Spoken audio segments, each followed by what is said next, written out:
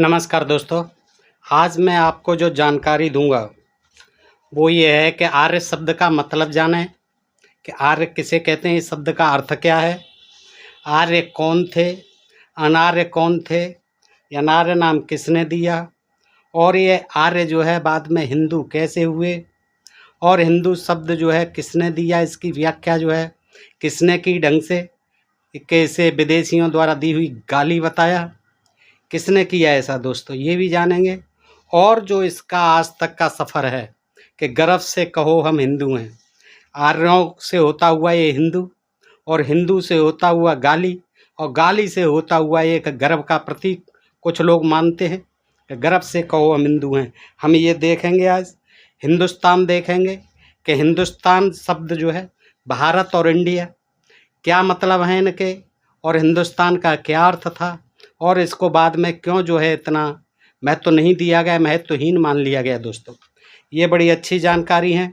और क्या आर्य विदेशी थे या जो है यहीं के रहने वाले थे, ये भी हम देखेंगे प्रमाण सहित। तो दोस्तों, आपसे अनुरोध करता हूँ कि ये छोटा सा वीडियो है और आपको बहुत सम्यक जानकारी मिलने वाली है। तो आइए, आप इस वीडियो को पूरा देखेंगे तो आपको बहुत कुछ जानकारी आज हासिल होगी दोस्तों। देखिए, सबसे पहले हम देखते हैं आर्य। आर्य का मतलब होता है श्रेष्ठ। आर्य का मतलब होता है श्रेष्ठ। तो जैसे पाक शब्द है, आपने सुना है पाक, जिससे बना है पाकिस्तान। पाक शब्द का मतलब क्या होता है? एकदम पवित्र, पाक, पाक। और पाक परवरदिगार पाकिस्तान, कुरान पाक, पाक जो है कुरान को भी पाक माना जाता है। इसी तरह से आर्य शब्द जो है, इसका मतलब होता है एकदम श्रेष्ठ, पवित्रतम, श्रेष्ठ। तो ये जो है इसका मतलब है। जैसे कोई समुदाय अपने को पाक कहता है तो वो दूसरों को क्या कहेगा? नापाक कहेगा।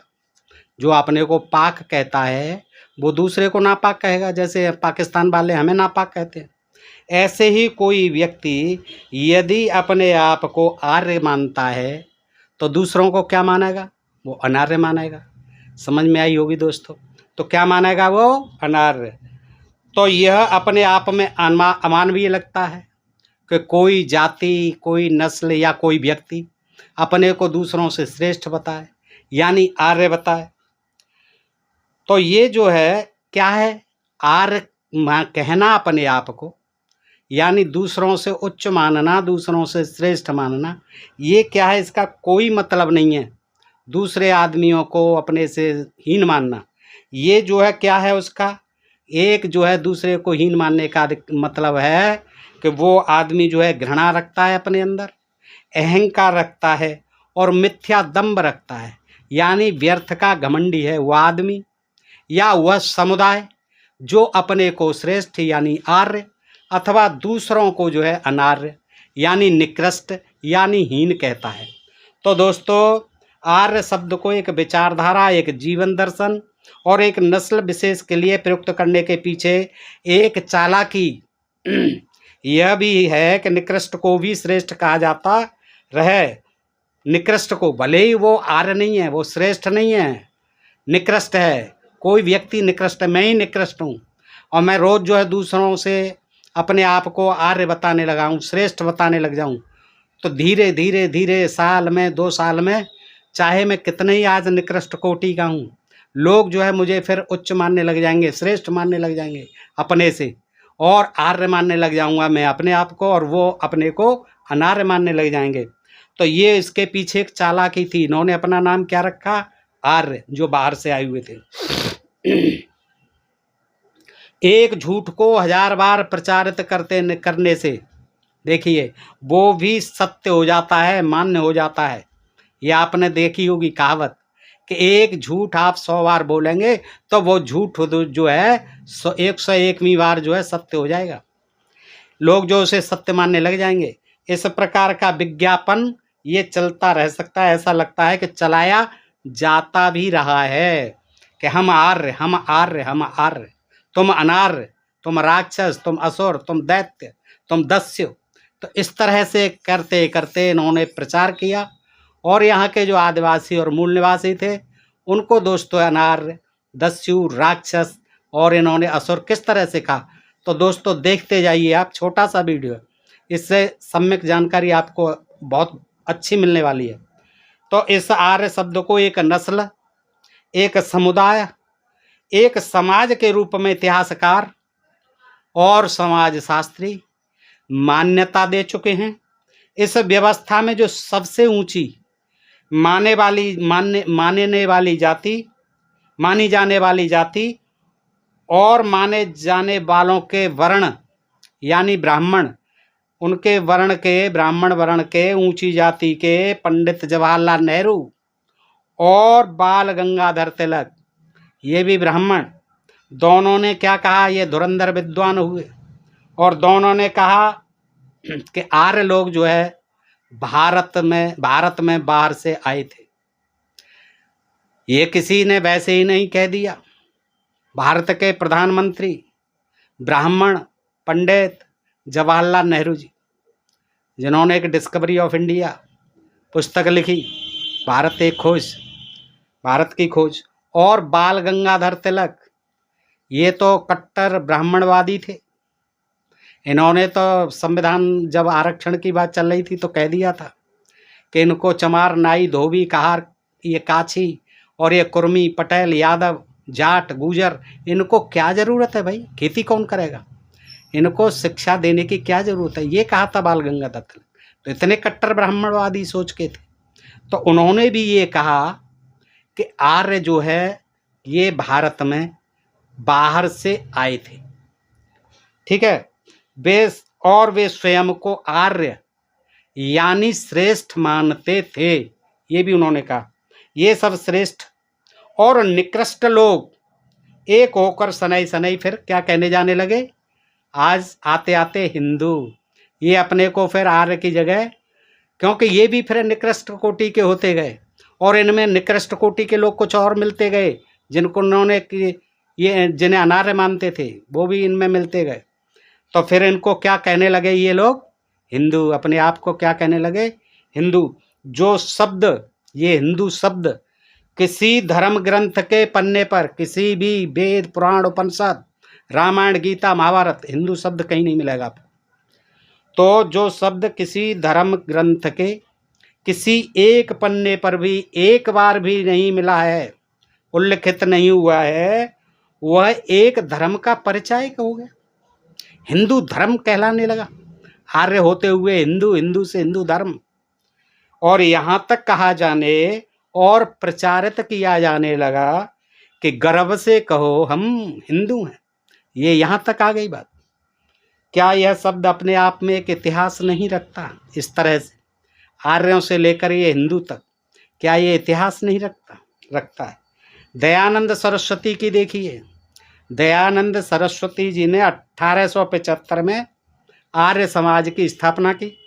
उन्होंने सत्यार्थ प्रकाश नामक ग्रंथ लिखा और उस अपने ग्रंथ की भूमिका में उन्होंने क्या लिखा कि हिंदू शब्द हम लोगों को मुसलमानों द्वारा दी गई एक गाली है।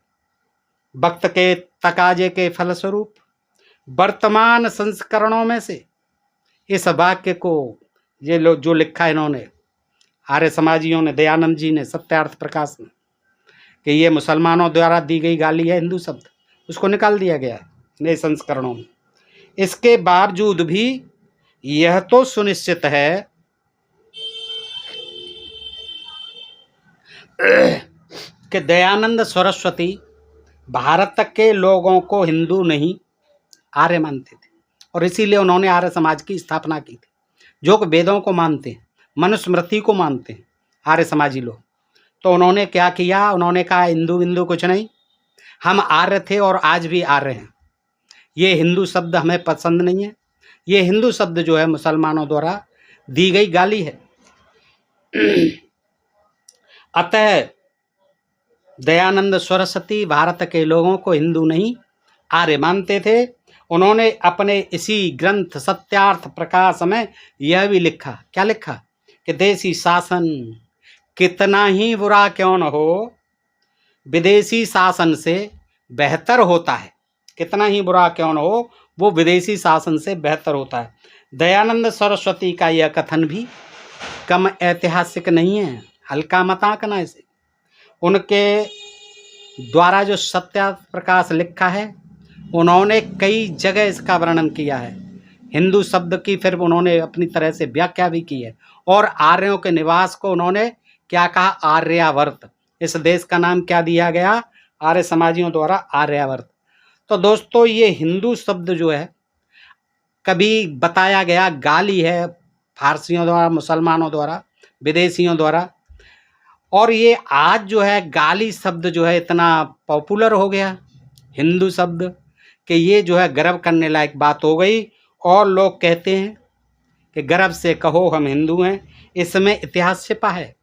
यह तय है कि एक समय इस देश पर आक्रमणकारी के रूप में आए आर्य लोगों ने। किस रूप में आए थे?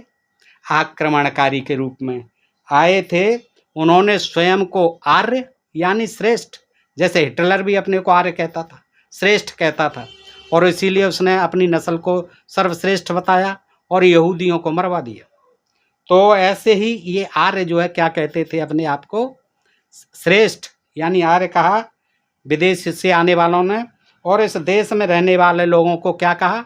अनार्य। हम आर्य और यहाँ के मूल निवासी आदिवासी ये कौन? अनार्य। उन्होंने ही कहा। जिन लोगों को आर्यों ने अनार्यों की संज्ञा दी, उन्हें ही वक्त की नजाकत को देखते हुए दयानंद सरस्वती को आर्य कहना पड़ा। दयानंद सरस्वती को क्या कहना पड़ा? आर्य। जिन भारतवासियों के लिए दयानंद सरस्वती ने हिंदू संबोधन को गाली कहा, उसके लिए केशव बलराम हेडगेवार, आरएसएस के संस्थापक, किसने? पंडित थे, ब्राह्मण थे, पंडित केशव बलराम हेडगेवार, और माधव सदाशिव गोलवलकर ब्राह्मण थे, जैसे नेताओं ने कहा गर्व से कहो हम हिंदू हैं। चित्पावन ब्राह्मण थे। गर्व से कहो हिंदू हैं। उन्होंने कहा आर्य समाज को बकने दो, जो कह रहे हैं गलत कह रहे हैं, हम हिंदू हैं। आर्य समाजी वमाजी कुछ नहीं, हम आर्य कुछ नहीं, हिंदू हैं, गर्व से कहो।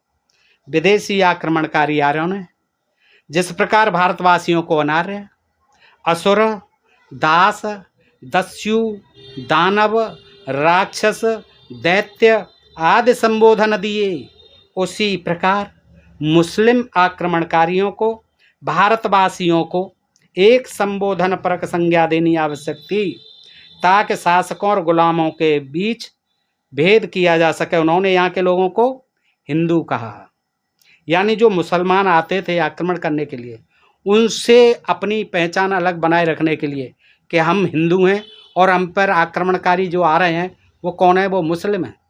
तो ये अपनी पहचान फिर इन्होंने हिंदू बनाई और अपने को हिंदू कहा। यह संबोधन सिंधु का तद्भव रूप भी हो सकता है, जैसा कि कहा जाता है कि ये सिंधु शब्द का ही रूप है। वो कहीं जो है सिंध को हिंदू कहा जाता है, तो ये जो है सिंध का ही रूप है, तद्भव रूप है, बिगड़ा हुआ रूप है। इसी शब्द को अंग्रेजों ने भी कसकर थाम लिया। संभवतः इसी कारण दयानंद सरस्वती शब्द से नफरत करते थे, क्योंकि विजेताओं द्वारा दिए गए इस नामकरण में उन्हें गुलामी की दुर्गंध उठती हुई दुर्गंध दिखाई देती थी, दुर्गंध आती हुई दिखाई देती। मुसलमान आए तो उन्होंने इनको हिंदू कहा कि हम मुसलमान, ये हिंदू। अंग्रेज आए, उन्होंने भी ठीक है भाई, ये अपने को हिंदू, तो ये हिंदू हैं, तो वो भी इनको हिंदू हिंदू करने लगे, अंग्रेज जो है। तो यही शब्द जनतंत्र में गर्व करने का हेतु, आजकल गर्व करने का हेतु इसलिए बना दिया गया क्योंकि आर्य, द्रविड़ मूल भारतवासी, शक, हूण, यूची, गुर्जर, आभीर आदि से बनी इस खिचड़ी जनसंख्या को एक नाम देकर चंद वर्ण विशेष के लोग देश के धन और देश की धरती पर काबिज हो सकें। किस लिए दिया ये नाम? गर्व से कहो हिंदू हैं। क्यों दिया? कि कुछ लोग जो है, जो अपने को आर्य कहते थे, आज द्रविड़ मूल भारतवासी, शक, हूण जो आए बाहर से, यूची, गुर्जर, आभीर, इन लोगों की जो मिली जुली जनसंख्या थी, उसके ऊपर अपना जो है विशेष अधिकार जमाने के लिए और देश के धन और धरती को हड़पने के लिए ये नाम दिया। शेष बहुसंख्यक समाज कीड़े मकोड़ों का सा जीवन व्यतीत करता रहे। बस ये हम काबिज हो जाएं, धर्म पर हम काबिज, धर्माधिकारी हम बनेंगे, मंदिरों की पुरोहिताई हम करेंगे, सारी चीज़ें, जमीन जायदाद के मालिक हम होंगे, सारी चीज़ें, और विशेष अधिकार के उच्च तो हम हैं ही। सबको हमसे जो है प्रणाम करना है, हमारी पूजन याचना करनी है, वंदन करना है। और क्षत्रिय राजाओं से कराते रहे, राम तक से कराते रहे, कृष्ण तक से कराते रहे अपना चरण बंदन। तो दोस्तों, तो दूसरे लोग जो यहाँ के आदिवासी हीन बने रहें, नीच बने रहें, निकृष्ट बने रहें और कीड़े मकोड़ों का सा जीवन व्यतीत करते रहें, ये इनकी साजिश थी कि गर्व से कहो हम हिंदू हैं। कुछ लोग जो है अपने को हिंदू कह करके गौरवान्वित करके, और इन सब जातियों को जो आदिवासी मूल निवासी द्रविड़ आदि जो थे, सकहुड़ी, यूची, गुर्जर, आबिर, इन सबको मूर्ख बनाते रहे, और ये लोग मूर्ख बनते रहे, आज भी बन रहे। तो धन धरती सब कुछ इनका, इस दृष्टि से यह शब्द उपयुक्त लगा तो कहना पड़ा, गर्व करो, गर्व से कहो हम हिंदू हैं। मानसिक दृष्टि से गुलाम बनाए रखने के लिए, गुलामों के लिए व्यवहार में आने वाला यह शब्द, गुलामों के लिए व्यवहार में आने वाला यह शब्द सबसे उपयुक्त शब्द था। बस काम सब अपनी अपनी ब्राह्मण, क्षत्रिय, वैश्य, उच्च वर्ण बने रहो, और सब इनको जो है हिंदू हिंदू मिला करके खुद भी थोड़ी देर को कहने लग जाओ, गर्व से कहो हम हिंदू हैं, और इनको मूर्ख बनाते रहो, बहुसंख्यक जनता को। ठीक है, मानसिक दृष्टि से गुलाम बनाए रखने के लिए, गुलामों के लिए व्यवहृत होने वाला यह शब्द सबसे उपयुक्त शब्द था। स्वतंत्र भारत की संविधान प्रारूप समिति के अध्यक्ष डॉक्टर बाबा साहब अम्बेडकर ने भारत के संविधान की प्रस्तावना में, जो आजकल चर्चित है, जिसे कि आज ये बदलना चाहते हैं, देखिएगा कि भारत के संविधान की प्रस्तावना में बाबा साहब ने क्या लिखा। यह शब्दावली अकारण नहीं लिखी थी कि we the people of India that is Bharat, ये लिखा प्रियम्बल में। तो दोस्तों, क्यों लिखा? उन्होंने बहुत दिमाग लगाया था कि आगे चल के ये जो है गड़बड़ करेंगे।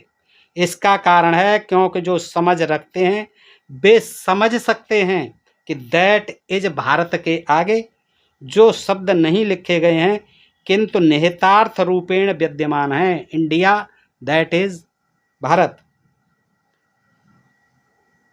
तो किंतु निहितार्थ रूपेण विद्यमान है, वे हैं नॉट हिंदुस्तान। हाँ, इंडिया दैट इज भारत, लेकिन आगे नहीं लिखा, तो नॉट, उसके आगे क्या था? नॉट हिंदुस्तान। इंडिया भारत है, हिंदुस्तान नहीं। ये जो था प्रीएम्बल में। हिंदुस्तान शब्द क्यों नहीं? कि हिंदुस्तान शब्द में हिंदू होने से यह न केवल गुलामी का प्रतीक बन जाता है। देखिए बाबा साहब की सोच कितनी बड़ी थी। उन्होंने कहा कि not Hindustan, India that is Bharat, not Hindustan. और क्योंकि हिंदुस्तान में हिंदू शब्द होने से फिर जो है हिंदू राष्ट्र आ जाएगा, हिंदू राष्ट्र की जो है निर्माण करने की सोच जागृत हो जाएगी, और वो हो रही है दोस्तों। तो ये क्या है? ये गुलामी का प्रतीक बन जाता है हिंदुस्तान। वरन एकात्म भारत के निर्माण में संप्रदायवाद की साजिश की इमारत खड़ी करने के लिए नींव भी उपलब्ध कराता है। संप्रदायवाद पैदा हो जाता है, और वैसे ही हो रहा है, अभी भी हो रहा है। आपने देखा होगा नए संसद की शुरुआत जो है इसी से हुई, संप्रदायवाद से, धार्मिक उन्माद से, ये गर्व से कहो हम हिंदू हैं इससे। और एक जो है सांसद, आप सब लोग देख रहे हैं दोस्तों, कोई सांसद हैं रमेश बिधूड़ी जी दिल्ली के, उन्होंने जो है दानिश अली, बसपा के एकमात्र सांसद मुसलमान, उनको जो है पता नहीं देखिए क्या क्या कहा दोस्तों। कहने में शर्म आती है, सुनने में शर्म आती है कि ये जो है नया संसद भवन, इसी की शुरुआत जो है किससे हो रही है? जो बाहर झगड़ा फैला पड़ा है हिंदू मुसलमान का, ऊंच नीच का, जात पात का, छुआछूत का, ये लोकतंत्र के मंदिर में प्रवेश कर गई। ये बीमारी कितनी घातक है। किसी अपने ही सांसद भाई को उस लोकतंत्र के मंदिर में बैठकर दोस्तों कटुआ, आतंकवादी, पाकिस्तानी, उग्रवादी, ओए ओए करके चुप रहे हैं। तो ये इस तरह की दोस्तों आप सब देख रहे हैं, आजकल सोशल मीडिया का ज़माना है। गोदी मीडिया तो कभी दिखाता नहीं इन चीज़ों को। तो दोस्तों यही था, बाबा साहब की सोच बहुत दूरगामी थी। उन्होंने इसीलिए लिखा India that is Bharat not Hindustan, और हिंदुस्तान शब्द का इसीलिए बाइकाट हुआ। तो ये जो है संप्रदायवाद की इमारत खड़ी करने के लिए नींव भी उपलब्ध कराता था। इसके विपरीत भारत शब्द इस देश की मिट्टी में उपजा, बढ़ा, धर्म, साहित्य, समाज क्षेत्र में व्यवहृत हुआ। साथ ही इसमें कहीं गुलामी की धुन भी नहीं है। भारत में संविधान में भारत शब्द का प्रयोग होने के बावजूद हिंदुस्तान का सरकारी और गैर सरकारी स्तर पर धड़ल्ले से प्रयोग हुआ, फिर भी रुका नहीं। लिखा नहीं गया संविधान में, लेकिन रुका नहीं। देखिए दैनिक हिंदुस्तान आप देखते ही पढ़ते ही, साप्ताहिक हिंदुस्तान जैसे समाचार पत्र आज भी छपते हैं और खूब चलते हैं। सरकारी स्तर पर हिंदुस्तान आपने सुना होगा, Hindustan aeronautics, Hindustan steel, Hindustan zinc जैसे कई उपक्रमों का नामकरण हुआ। पंडित जवाहरलाल नेहरू ने तो हिंदुस्तानी भाषा तक चलाने का प्रयास किया, जिसमें वे सफल नहीं हो सके। ये सब बातें इतिहास रखती हैं। युद्ध मात्र तलवारों से, बमों से नहीं लड़े जाते। ये बड़ी महत्वपूर्ण बात है दोस्तों, समझने की बात है। आप ये मानते हैं कि ये जो है युद्ध जो है किससे, तलवारों से या तोपों से, बमों से, रॉकेटों से, मिसाइलों से, परमाणु बमों से लड़े जाते हैं, ऐसा नहीं है। युद्ध जो है, जो वास्तविक युद्ध हैं, वो धार्मिक, आर्थिक, सामाजिक क्षेत्र में जो लड़े जाते हैं, उनमें शब्दों की भूमिका भी, शब्दों के बड़े मायने, हिंदू का, आर्य का, असुर का, राक्षस का, दैत्य का, दस्यु का, इन शब्दों के बड़े मायने। और ये जो है जब समाज में फैलते हैं चारों तरफ तो एक बीमारी की तरह फैलते हैं। और इसका जो युद्ध होता है, धर्म और संप्रदाय और जाति पाति, ऊंच नीच, छुआछूत, शब्दों का ही तो युद्ध है। ये बड़ा खतरनाक होता है, उन युद्धों से बहुत ज़्यादा खतरनाक होता है। उनमें शब्दों की भूमिका भी किसी तोप, तलवार या बम से कम नहीं होती। सत्ता का चरित्र दो मुहा होता है। ये क्या है? ये शब्दों का ही तो युद्ध है, ये विचारधारा का ही तो युद्ध है, जिसमें एक मुसलमान को इतना जलील किया जा रहा है। ये क्या है? ये युद्ध जो है उन बमों से और तोपों से और तलवारों से ज़्यादा घातक है। लोकतंत्र के मंदिर में बैठ करके किसी सांसद द्वारा अपने ही भाई सांसद को इस तरह की अपमानित करने वाली बातें कहना, सरेआम गाली देना, अपशब्द कहना, ये क्या है? ये धार्मिक उन्माद का, ये जातीय उन्माद का, सांप्रदायिकता का युद्ध है, जो बगैर किसी बम, तोप, तलवार और बंदूक के लड़ा जा रहा है। ये बहुत खतरनाक है। सत्ता का चेहरा सदा जनहितकारी दिखाई देता है। बातें तो बड़ी मीठी मीठी हैं, बड़े बड़े अच्छे अच्छे भाषण हैं, बड़े बड़े वायदे और आश्वासन हैं, लेकिन उनका कोई मायने नहीं है। ये केवल शब्दों की बाजीगरी है कि सत्ता का चेहरा सदा जनहितकारी, बड़ा अच्छा दिखाई देता है, बड़ी लोक कल्याणकारी योजनाएं आ रही हैं, ये योजनाएं, वो योजनाएं, लेकिन कुछ नहीं हो रहा है। रोने वाले रो रहे हैं, बेरोजगार रो रहे हैं, शिक्षित लोग जो है डिग्रियां लेके घूम रहे हैं रोजगार के लिए, किसान रो रहे हैं, किसी की नहीं, गरीबी, महंगाई, और फिर सांप्रदायिक दंगे, नूह जल रहा है, वो जो मणिपुर जल रहा है। ये क्या है? ये शब्दों का युद्ध है, ये भावनाओं का युद्ध है, ये किसी बम और तलवार के युद्ध से ज़्यादा खतरनाक है। धार्मिक, आर्थिक युद्ध भी है। लोगों को इतना गरीब बना दो 5 किलो अनाज देके कि वो हमारे मोहताज हो जाएं, एक तो निकम्मे हो जाएं, निठल्ले हो जाएं कि हमें तो सरकार से 5 किलो राशन मिल ही जाना है बस, और 80% जनता को मोहताज बना देना, फिर उनको बेवकूफ़ बनाते रहना, आश्वासन दे के, लॉलीपॉप दे के, आश्वासनों के मूर्ख बनाते रहना, उनसे वोट हथियाते रहना और सत्ता पर काबिज रहना। ये युद्ध जो है, ये तोप, तलवार, एटम बम, उनसे ज़्यादा खतरनाक है। आर्थिक, सामाजिक और राजनीतिक कोई भी सत्ता इस कथन का अपवाद नहीं होती। सत्ता पर काबिज लोग प्रायः ऐसा ही करते रहे हैं। इस सत्य को आज तक के इतिहास ने प्रमाणित किया है। आज तक यही होता आया है। इसे इतिहासकार नजरअंदाज कैसे कर सकता है? सत्ता के शिल्प में शब्दों का प्रयोग निर्माण सामग्री की तरह महत्वपूर्ण होता है। और शब्दों से जो है, शब्दों का इतना प्रचुर प्रभाव होता है, इतना महत्वपूर्ण प्रभाव होता है, इतना प्रभावशाली प्रभाव होता है कि जनता को जो है चाहे जैसे अपनी तरफ मोड़ा जा सकता है। मीठे मीठे लुभावने नारे, लुभावने आश्वासन, और ये एक युद्ध है जो कि जनता से लड़ा जाता है सत्ता हासिल करने के लिए। और ये युद्ध जो है बड़ा मीठा दिखाई देता है, और ये बंदूक और तोप तलवार जैसा घातक नहीं दिखाई देता है, लेकिन असल में ये युद्ध जो है उन बम और तोप और तलवार उनसे लड़े हुए युद्धों से कई गुना ज़्यादा दोस्तों घातक होता है। तो आज मैं इस प्रसंग को यहीं समाप्त करता हूँ। आप लोगों को अगर ये वीडियो पसंद आया हो तो अपने मित्रों को अधिकाधिक शेयर करें, और मुझे भी बताएं दोस्तों कि मैं ये जो जानकारी दी है आपको कैसी लगी, आपको कहाँ तक समझ में आई, और आपको इससे क्या ज्ञान मिला, बताइए दोस्तों। वैसे मैं भी प्रयास करता हूँ, आप अच्छे कमेंट करते हैं। समय जब भी मिलता है मुझे, किसी भी समय जो है, सोते समय तक जो है, मैं आप सबको शुक्रिया अदा करता हूँ, शुभ रात्रि भी कहने का प्रयास करता हूँ दोस्तों। और आप जो है मेरा जो सहयोग कर रहे हैं, इस तरह से सब्सक्राइब करते रहें दोस्तों, उसके लिए मैं हर समय आपका विशेष आभार व्यक्त करता हूँ। आज के लिए इतना ही। आप सब मित्रों का हृदय से आभार, नमस्कार, जय भारत, जय इंडिया दोस्तों।